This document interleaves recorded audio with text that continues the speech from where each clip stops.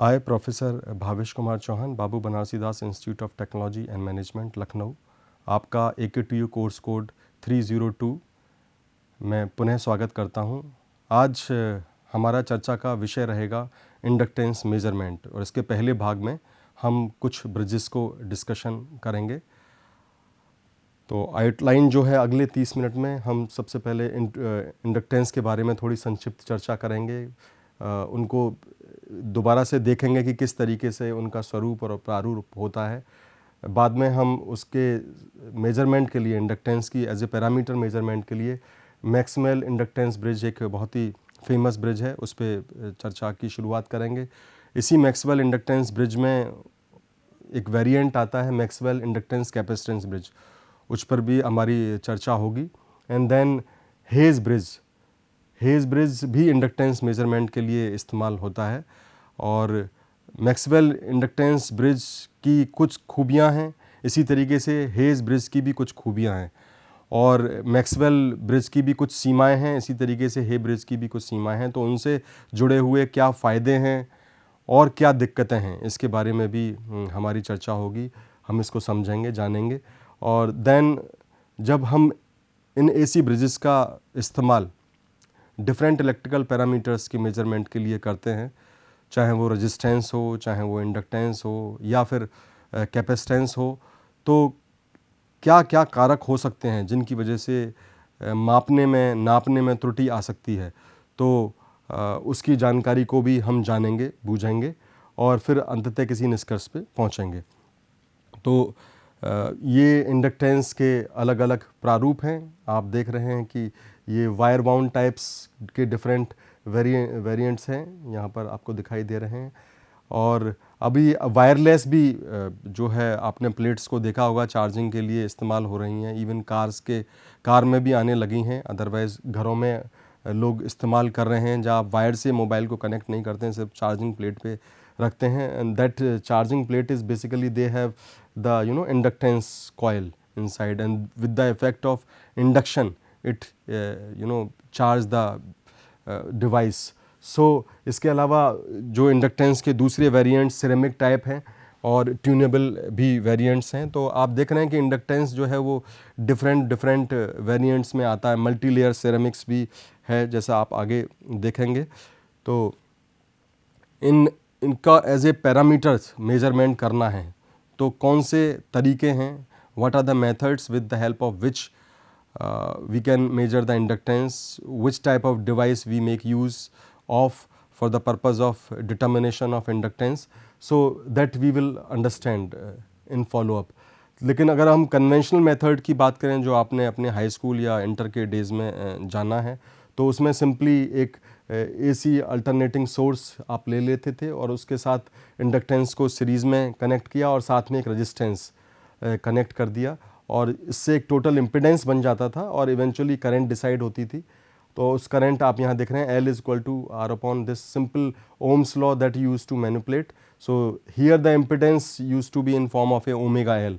तो ये आपने इम्पिडेंस फार्मूलेस का इस्तेमाल किया है जिससे कि आप डिटेक्शन करते थे, but that is a conventional method. लेकिन अगर आपको ज़्यादा एक्यूरेसी से मेजरमेंट करना है, और तो उसके लिए कुछ कन्वेंशनल मेथड है जिनका कि आज हम चर्चा करेंगे, और वो AC ब्रिजेस के नाम से जाने जाते हैं। तो यहाँ भी आप ये देख रहे हैं कि इवन अनदर मैकेनिज्म, जो ट्रेडिशनल मैकेनिज्म है, उसमें आप ऑक्सिलोस्कोप का भी इस्तेमाल करते थे। यहाँ आप देख रहे हैं कि RS is given and LX is here. तो resistance is connected in series with the inductance, और यहाँ आप रेजिस्टेंस पे पैटर्न देख रहे हैं कि क्या पैटर्न आ रहा है चैनल के थ्रू, क्योंकि ऑटोमेटिकली जो करंट का पैटर्न होगा वोल्टेज के रेफरेंस में, तो इसके फेज़ को इम्पैक्ट करता है इंडक्टेंस। ओके, तो अगर आपको याद है तो देन Z जो था that was √R² plus omega L²। तो इससे इम्पिडेंस निकालते थे, and I use to be V upon Z। That was the termination eventually. तो अगर आपको ZI मालूम है तो इस I की मदद से, और R भी अगर आपको मालूम है, तो ऑटोमेटिकली आप इस L को डिटरमाइन कर सकते हैं। But that is a conventional method, and for that you need to do certain calculations. But अगर आपको डायरेक्ट मेजरमेंट करना है, जो कि कन्वीनियंट हो यूज़र के लिए, वो सिंपली डायल मेथड से उसको समझ सके, जान सके, उसके लिए उसको कोई कैलकुलेशन करने की आवश्यकता ना हो, तो उसके लिए AC bridges are the most convenient device which are use for the purpose of measurement of inductance. तो ये ऐसा कुछ मैक्सवेल इंडक्टेंस ब्रिज अगर आप लेबॉरेटरीज़ में कहें या इवन इंडस्ट्री सेटअप्स में कहें तो इस तरीके का एक सिंपल फॉर्मेट में आपको दिखाई देता है। यहाँ आप डिफरेंट नॉब्स देख रहे हैं जो कि वेरिएबल रजिस्टर्स को डायल की मदद से आप कंट्रोल कर सकते हैं, उनकी मल्टीप्लायर सेटिंग्स का इस्तेमाल कर सकते हैं। साथ के साथ आप कहीं ना कहीं हेडफोन या फिर गैल्वेनोमीटर का इस्तेमाल करते हैं for the purpose of balance, की बैलेंसिंग हो गई या नहीं उसको डिटेक्ट करने के लिए आप डिफरेंट नल डिटेक्टिंग डिवाइस का इस्तेमाल करते हैं। तो मेथड अगर आप देखें तो वही व्हीटस्टोन ब्रिज वाला तरीका है। व्हीटस्टोन ब्रिज में भी आपको मालूम है कि there use to be 4 arms, okay, और आप अगर रेशियो कंट्रोल कर रहे हैं, यानी कि अगर Z1 अपॉन Z3 और Z2 अपॉन Z4 या Z1 मल्टीप्लाइड बाई Z4 और Z3 मल्टीप्लाइड बाई Z2, ये जो है ये इक्वल आता है, तो तभी बैलेंस कंडीशन अगर है तो ये एग्जिस्ट करता है, क्योंकि जिस रेशियो में यहाँ पोटेंशियल डिवाइड हो रहा है वो इसी रेशियो में ये डिवाइड होगा अगर ये रेशियोज आपने कंट्रोल किए हुए हैं। Okay, so that simple formula Wheatstone bridge concept is here applied. The only difference is that instead of resistance we are using inductance along with the resistance. तो इसको और बेहतर तरीके से आप इसको ऐसे समझ सकते हैं कि बेसिकली ये इंट्रोडक्टरी ब्रिज भी कहा जाता है। तो different types of AC bridge होते हैं इस्तेमाल, चाहे वो हम इंडक्टेंस मेजरमेंट की बात कहें या कैपेसिटेंस मेजरमेंट की बात करें, जो कि आगे के आने वाले लेक्चर्स में भी हम डिस्कशन करेंगे। तो इंडक्टेंस में जो सबसे पॉपुलर और सबसे कन्वेंशनल ब्रिज कहें और सबसे शुरुआती ब्रिज है तो वो मैक्सवेल इंडक्टेंस ब्रिज ही है, और इसमें व्हीटस्टोन ब्रिज की तरह 4 डिफरेंट आर्म्स होती हैं, और first arm of the bridge basically contains series combination of resistance and inductance, okay, और जो इसकी थर्ड आर्म है that consist of series combination of variable resistance and variable inductance. तो वहाँ आप ये देख रहे हैं दिस दैट थर्ड आर्म, तो ये वेरिएबल पार्ट रहता है कन्वेंशनली, जिससे कि आप इजीली बैलेंस कंडीशंस को अचीव कर सकें। And second and fourth arms basically they consist of only resistances, okay, that may be an standard resistance, okay. So this formula is same you are seeing as we were discussing earlier. जैसा हम कह रहे थे कि Z1 multiplied by Z4, अगर इन दोनों को multiply करें, और Z2 मल्टीप्लाइड बाई Z3, तो ये बैलेंस कंडीशन के लिए होल्ड करेगा। This will hold for balance condition. Balance condition से मायने क्या है, एक बार फिर से अब समझिए कि बैलेंस कंडीशन का मतलब है कि यहाँ तो आपका फुल पोटेंशियल होगा जो भी ये वोल्टेज यहाँ पर है, और यहाँ लेट से नल है क्योंकि टोटल ड्रॉप आ रहा है। तो जब बैलेंस कंडीशन उसी स्थिति में आएगी जबकि ये potential, this potential and this potential, that they are same. If B and D are equipotential, only then the balance condition will arise. Okay, तो उसका मायने क्या हुआ कि ये एक तो कॉमन पॉइंट है, कॉमन पोटेंशियल जहाँ की मैक्सिमम वोल्टेज है। अब इसका मतलब ये हुआ कि यहाँ से जितना वोल्टेज ड्रॉप हुआ उतना ही वोल्टेज यहाँ पे ड्रॉप हुआ है, ओके, तभी ये दोनों बराबर होंगे, और ये तभी मुमकिन है जबकि आपका ये रेशियो होल्ड कर रहा है। Means Z1 multiplied by Z4 is equal to Z2 multiplied by Z3, या इसको इस तरीके से भी लिख सकते हैं कि Z1 upon Z2 is equal to Z3 upon Z4। So both forms are applicable. तो इसका मतलब क्या है कि इसका और इसका रेशियो, यानी कि फर्स्ट आर्म का जो इम्पीडेंस रेशियो है डिवाइडेड बाई सेकेंड आर्म का इम्पीडेंस रेशियो अगर बराबर है थर्ड आर्म के impedance ratio divided by fourth arm के इम्पीडेंस रेशियो के, then the balance condition is achieved. तो याद रखिए ये जो हम कैलकुलेशन या डिटर्मिनेशन करते हैं ये बैलेंस कंडीशन पर ही करते हैं। तो आप नल डिटेक्टिंग डिवाइस से पहले ये इंश्योर करते हैं कि बैलेंस कंडीशन आ गई है या नहीं।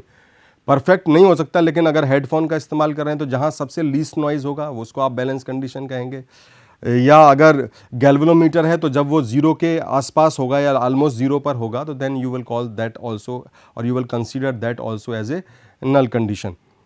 तो यहाँ देख रहे हैं कि आपने जैसे कि पहले हमने कहा कि पहली आर्म में एक रेजिस्टेंस है और उसके सीरीज़ में एक इंडक्टेंस है।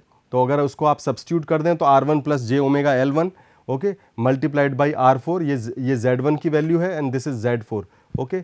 देन Z2 क्या है, Z2 आप यहाँ देख रहे हैं कि R2 और L2 जो वेरिएबल आपके रेजिस्टेंस और वेरिएबल इंडक्टर हैं, तो इसको आपने R2 को Z2 को यहाँ रिप्लेस किया R2 plus J omega L2, okay. क्योंकि जब आप इंडक्टेंस लेते हैं तो उसके साथ फ्रीक्वेंसी का भी एक्सप्रेशन आता है जब इम्पिडेंस की वैल्यू को आपको डिटरमाइन करना होता है, मल्टीप्लाइड बाई R3। अगर इसमें रियल कंपोनेंट को जो आप जब इसको ओपन अप करेंगे इस एक्सप्रेशन को, तो आप देखेंगे कि रियल पार्ट को अगर इक्वेट करें तो you will get R1 R4 equal to R2 R3, which means that R1 is equal to R3 R2 upon R4. So this you will get as an equation number 1. This is by equating the real part on both side, left hand side and right hand side. Okay. अगर imaginary part को equate करें तो you will get J omega L1 R4, okay, is equal to J omega L2 R3, which means the expression will reduce to this L1 equal to R3 L2 divided by R4. This is equation number 2. So these are the simple expression that you are getting, okay, and you see here. तो इसकी मदद से आप automatically आप देख सकते हैं कि यहाँ से आपको इंडक्टेंस की वैल्यू मिल जाएगी अगर आपके पास बाकी वैल्यूज़ नोन है, यानी कि R3 नोन है, L2 नोन है, R4 नोन है, then by substituting these values you can find out और इसमें यह भी ध्यान रखने की बात है कि आपके पास वेरिएबल्स यहाँ दिए हुए हैं, so you can manipulate these two achieve the balance condition. अगर इन केस बैलेंस कंडीशन नहीं है तो आप इनको मैनिपुलेट करके ये जो वेरिएबल कंपोनेंट्स हैं, जैसे L2 भी वेरिएबल है, R2 भी वेरिएबल है, तो आप बैलेंस कंडीशन को अचीव कर सकते हैं। और बैलेंस कंडीशन पर ही आप R1 को लेट से R3 R2 R4 की मदद से डिटरमाइन कर सकते हैं, एंड देन आप बाकी वैल्यूज़ को सब्स्टिट्यूट करके आप L1 को डिटरमाइन कर सकते हैं। तो bye substituting the known values you can find out the unknown values, and the here in this case the unknown value is basically inductance, this R1 L1। और अगर इसका प्योर ये इंडक्टिव एलिमेंट नहीं है, उसका कोई रेजिस्टिव कंपोनेंट भी है, तो आप उसको भी डिटरमाइन कर सकते हैं। For example in this case if it is only inductor along with having some resistance, then you can presume it like small r1 L1। और अगर ये दोनों हैं, आपने एक्सटर्नल रेजिस्टर भी लगाया हुआ है जैसा कि इस केस में है, और ये इंडक्टेंस भी प्योर नहीं है, तो then this will be R1 plus, then this expression will change to R1 plus small r1। तो ये इसको आपको ध्यान रखना होगा। तो ये वेरिएशंस हैं अगर प्योर इंडक्टर नहीं ले रहे हैं। यहाँ देखिए अभी जो हमने डिस्कशन किया था ये बेसिकली मैक्सवेल इंडक्टेंस ब्रिज था, ये आपका व्हीटस्टोन ब्रिज था। तो व्हीटस्टोन ब्रिज को ही आपने बेसिकली यूज़ किया है, कंसेप्ट इज सेम। और यहाँ पर ये इंडक्टेंस कैपेसिटेंस ब्रिज है। तो इस केस में आप देख रहे हैं कि न केवल आप फर्स्ट आर्म में रेजिस्टेंस और इंडक्टेंस सीरीज़ में ले रहे हैं, बल्कि आप देखिए तो ये दो आर्म्स में, सेकेंड और थर्ड आर्म में still resistance is there, but in this fourth arm you are having capacitance in parallel with the resistance and both are variable. So that is another way of finding out. So ये automatically इसके कुछ additional आपको features मिलते हैं, क्योंकि इसमें आप capacitance की मदद से जो बैलेंस कंडीशन रिलेटिवली कन्वीनियंटली आप अचीव कर सकते हैं, क्योंकि यहाँ बैलेंस कंडीशन में आपको कैपेसिटर की भी मदद मिलेगी, तो ये आप न्यूट्रलाइज कर सकते हैं फेज के डिफरेंस में। So with this method you are able to achieve the balance conditions relatively more conveniently, unlike previous one जिसमें कि केवल इंडक्टेंस को आप इंडक्टेंस से ही बैलेंस आउट कर रहे थे, बट यहाँ पर आप इंडक्टेंस को कैपेसिटेंस से बैलेंस आउट कर रहे हैं। So this is A minor modification in case of Maxwell inductance bridge, and both which are known as Maxwell bridge, but this is only inductance bridge and this is LC bridge, means inductance and capacitance bridge. Now so the advantage associated with this bridge is that frequency does not appear. That is an interesting part. चाहे आप दोनों ही variant की बात करें तो दोनों में ही आप गौर से अगर देखें तो frequency does not appear in any of the equations. चाहे आपने L1 की इक्वेशन देखी हो, चाहे R1 की इक्वेशन देखी हो, दोनों ही इक्वेशंस में आप देखें तो frequency expression is not there, because ये that is being cancelled out, यहाँ cancelled out हो रहा है, okay. And another advantage of this, that this gives you simple expression. So आपने देखा equation 1 and equation 2 both were very simples, and the unknowns were like L1 and R1, and that you can find out with the help of the known elements. Maxwell LC bridge is also useful as mentioned because it gives you a wide range of inductance measurement feature, okay, because of the capacitor being available at different power or audio frequency, okay. And the another part is that कि अगर आप equation 1 और 2 को ध्यान में देखें तो दोनों ही इंडिपेंडेंट इक्वेशंस थी, तो ये आसान है डिटरमाइन करना और इंडक्टेंस को. So this is, but disadvantage क्या है इस मेथड के साथ, दैट इसमें वेरिएबल कैपेसिटर, अगर आप एलसी ब्रिज की बात कर रहे हैं तो वेरिएबल कैपेसिटर का इस्तेमाल करना होता है, and which may be very expensive, okay, if calibration is to be done with a reasonable accuracy. और दूसरा जो डिसएडवांटेज है कि क्योंकि फिक्स कैपेसिटर अगर लेते हैं आप इन केस, तो आपको बैलेंसिंग करना बहुत डिफिकल्ट होगा, यानी कि आपको वेरिएबल कैपेसिटर ही लेना होगा, और वेरिएबल कैपेसिटर क्या है, वो एक्सपेंसिव है. तो this is a trade off, this is a difficult part कि if you do not have extra money, और maybe if you have constraint of money, then obviously you have to move to some other choice. So this bridge is limited to measurement of low Q coils.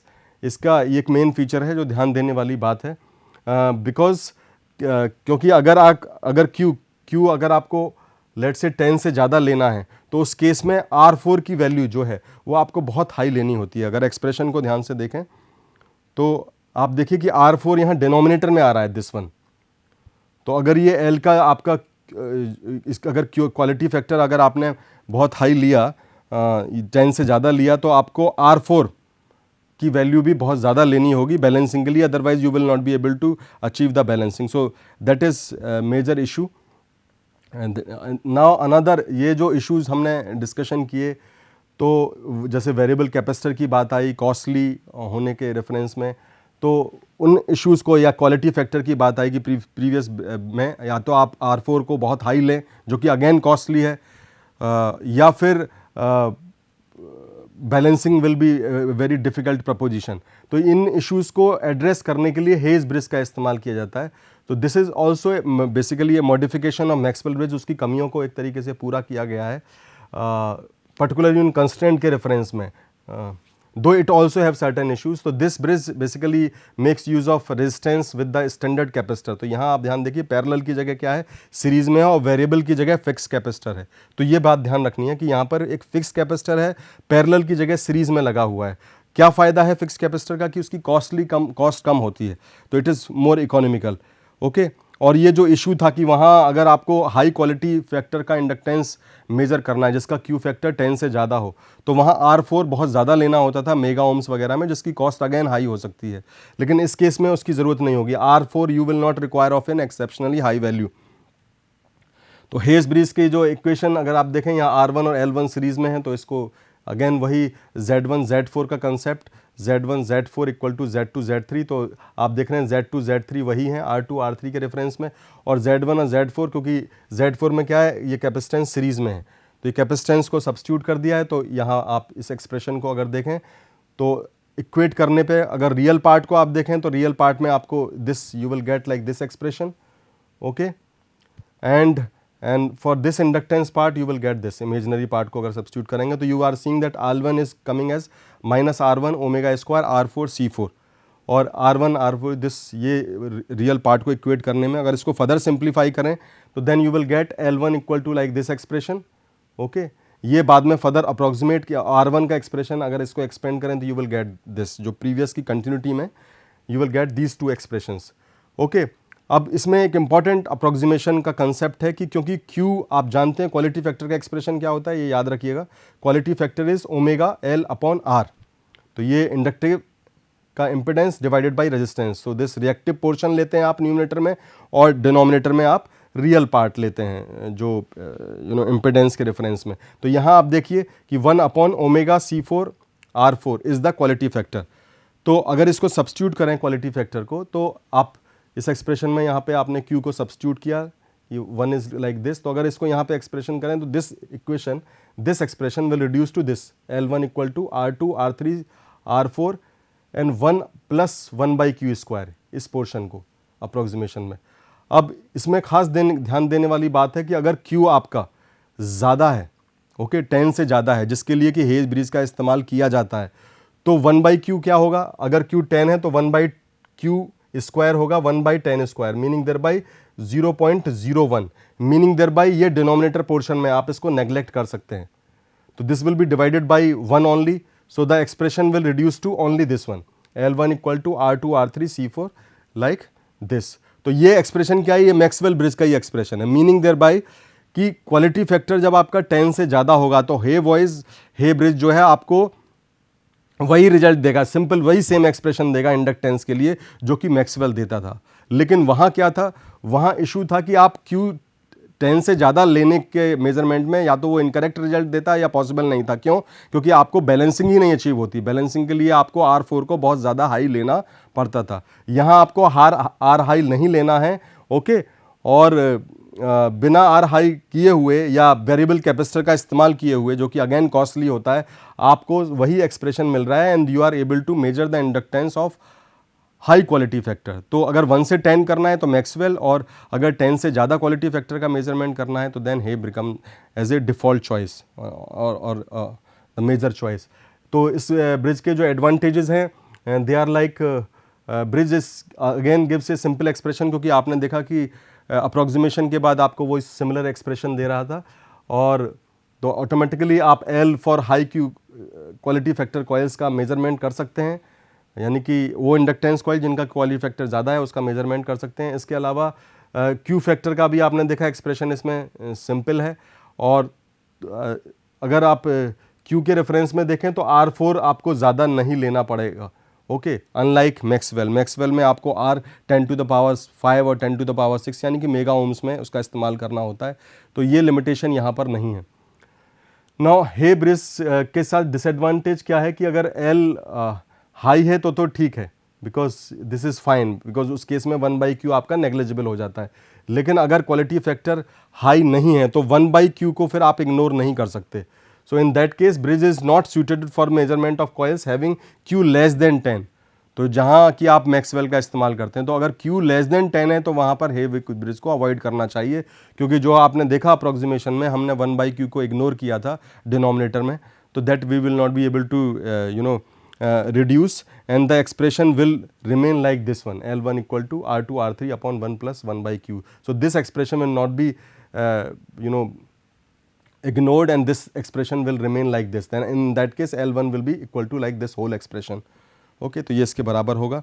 Now sources of error in bridge circuit, तो sources of error की बात करें ये सभी के लिए हैं, generic हैं। तो पहला तो ये है कि अगर फ्रीक्वेंसी लो है, ओके, जैसे कि कॉमर्शियल फ्रीक्वेंसी वगैरह है, तो आपका सिस्टम बहुत आसानी से कन्वीनियंटली काम करता है, आइडियलाइज सिस्टम होता रहता है।